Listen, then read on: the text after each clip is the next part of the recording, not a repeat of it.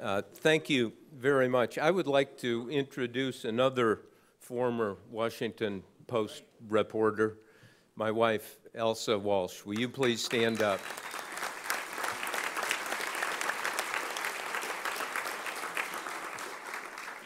This is a great and wise lady. And when we talked about what I should talk about tonight, she essentially said, well, you know, why don't you discuss all the stupid things you've done? And we decided that that would take all night. So I just want to pick one. This was the late 1970s, and I was working on a story about a Saudi arms dealer named Adnan Khashoggi. Some of you remember him. And I wanted to interview him and sent letters, intermediaries, phone messages, absolutely radio silence, nothing. And one day in my office at the Post, the phone rang and said, gentleman with a nice Middle Eastern accent said, Mr. Woodward? I said, yes, I am Adnan Khashoggi's executive assistant. And I would like to come have lunch with you, and we will talk about you talking to Mr. Khashoggi. And I'm going to be in Washington in 2.5 weeks, and so I go ahead to my calendar, and we'll have lunch. And I said, and you are? And he said, my name is Averell Fullsday. Yeah. You should have been there to help me. And of course, it turned out that the lunch was on April 1st. So I put on my best suit and went to the outrage room at the Madison and waited at the table.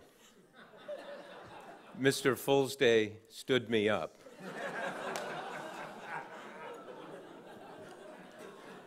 Don't laugh so hard, Graham. What's the bill? Please. So I ate alone. Elsa and I have a daughter, and this was about 7 or 8 years ago I think she was about 6 or 7. She said, hey, I understand you had a source named Deep Throat. I said, yes, and that is a movie. I said, yes. And it's about oral sex. I said, yes. And she said, what's oral sex? And I knew I could answer her honestly, because I said, I don't remember.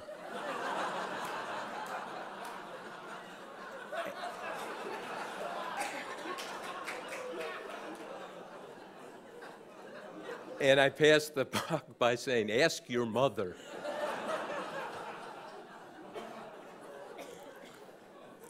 It was about 7 years ago, Elsa and I were in Colorado at one of these conferences and wound up at a dinner where I was seated next to Al Gore, the former vice president. Now, sitting next to Al Gore at dinner, let's be honest, it's unpleasant. And if you know anything about Gore's biography, before he went into politics, he was a journalist and practiced journalism. And it turns out he thinks he invented that also. So we're sitting there, and I had written 2 of the 4 Bush books, and he started grinding on me about the book said, you know, why don't you come out against Bush in the Iraq War? And I said, look, I'm just trying to find out what happened. He said, oh, horse shit. Actually, it was more than that. And he said, I remember the Watergate stories. You and Carl Bernstein wrote those. You came out against Nixon and the crimes of Watergate. And I said, no, actually, we tried to stick to the facts. And he said, look, Buster, I read those stories. I said, I wrote those stories. Not necessarily a man of self-doubt. Didn't move the needle for Gore at all. He had read them. And anyway, we got to a much more interesting subject, which was at the core of journalism. How much do we know about what really goes on? And something we report, it's true. You get up in the morning and you wonder what you don't know and what's being hidden. And so I just asked, said, you were there for 8 years in the Clinton presidency, in the West Wing, and now it's 5 years after. There have been endless coverage, the Whitewater scandal, the Lewinsky scandal, all kinds of books. I'd written some of them. Marinus had, all kinds of people had written about it. So what percentage of what is significant or interesting do we now know? And he said, 1%. Well, of course, I died, and I have to confess to having an unclean thought. Because when he said 1%, I immediately thought, is it possible there are that many women we don't know about?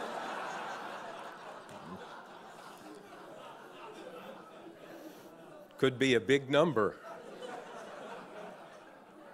And then I just asked, well, suppose you wrote a tell-all memoir, and in he got on his high horse. I'd never write a tell-all memoir. Suppose you did. Then how much would we know about what went on that's interesting or of consequence? And he said, 2%. Now that's just Gore being Gore, but the interesting thing, what you have to do is develop a method, have the luxury and the patience, which I thank the Washington Post for, to really try to dig into things, and you need to be at the right place at the right time. And Jerome, are we ready? Okay. Here, oh, good, you did this is the first time I've used slides. Now this is a picture well known, Nixon leaving the White House in August 1974. And you've probably seen it in a magazine or newspapers and so forth.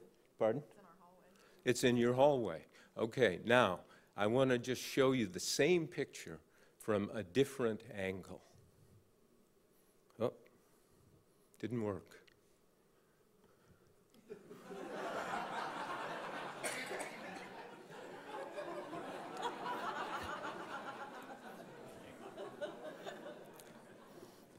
It makes a difference to be on the helicopter and when you're working on that story. Then actually these pictures are really from Elsa's home photo album. There's this one, the Supreme Court.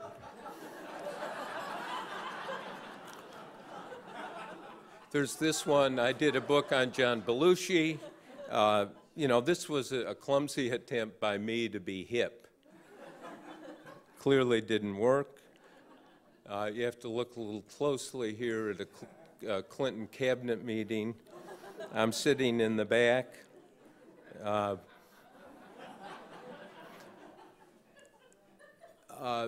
They used to have lunch together alone.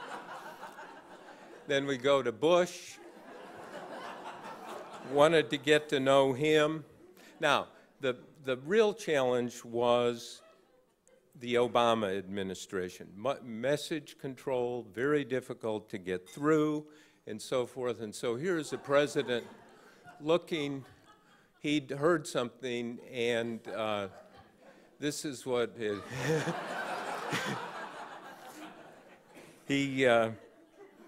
and the only way when you're caught like that is to smile and apologize. And then here's Biden on the phone.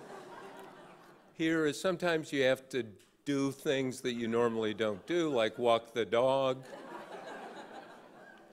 Now, this is a picture you've seen many, many times, right?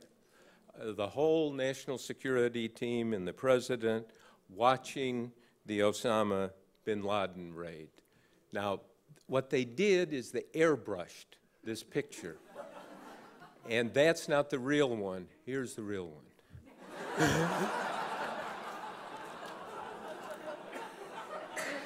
Now, sometimes you get, there are tense moments in the White House, and people are distracted, and the president will let you sit in his lap. As you see, in this case, that's what happened. Now, this is a well-known photo. It's in my new book. The president and Speaker Boehner meeting on the patio outside the Oval Office, excuse me, on a summer day. And they have both talked, when I interviewed them for this book, they talked about this meeting, and they were doing, drinking and consuming different things. And so you see, I got some Merlot and Camels for the speaker and for the president, iced tea and Nicorettes. And then this was my reward.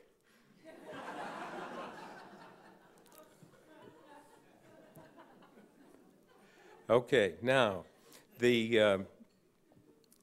I want to tell one other story quickly, and that is, it was when Hillary Clinton was senator from New York, and she was giving a speech one night, and I was giving a speech to the same group, and afterwards we stopped to talk. And she said that she had quoted all the time from my book, Plan of Attack, which is the second Bush book about how we decided to go to war in Iraq. And I said, oh, well, what do you quote? And she said, oh, the last line in the book.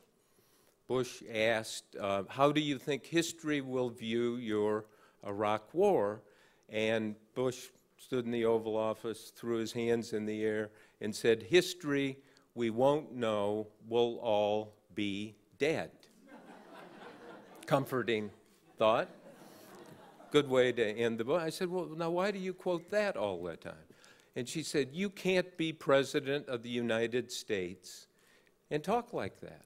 And I said, well, now wait a minute, why? And she said, look, Bush is a fatalist, somebody who does his job but really turns it over to other people and turns history over to other people. And I remember thinking, if she ever became president and somebody went and asked her, how do you think history would judge your decision on something, she would answer, I'll write it. I said, so, why, Bush, and she really got, and she started getting kind of slapping her fist in her hand, kind of that lamp-throwing anger. I stepped back a little bit, and she said, George Bush is a fatalist.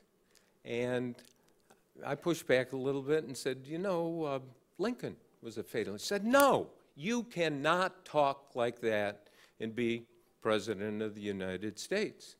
And pushed back a little bit more and said, look, George Washington would never talk like that. Thomas Jefferson would never talk like that. Bill would never talk like that. And so I thought, oh, the new Mount Rushmore. Washington, Jefferson, and Bill. And I was going to say something. And then I imagined ahead to the history we don't know and the future we don't know.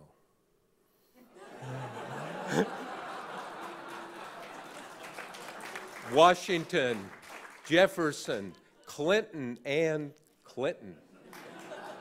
And I was going to say something to her when she talked about Bill and so forth. And then I thought, which, you know, this is the dilemma we live in as reporters, and this is where George W. Bush had it right. We don't know. We'll all be dead. You saw it here first. Thank you very much.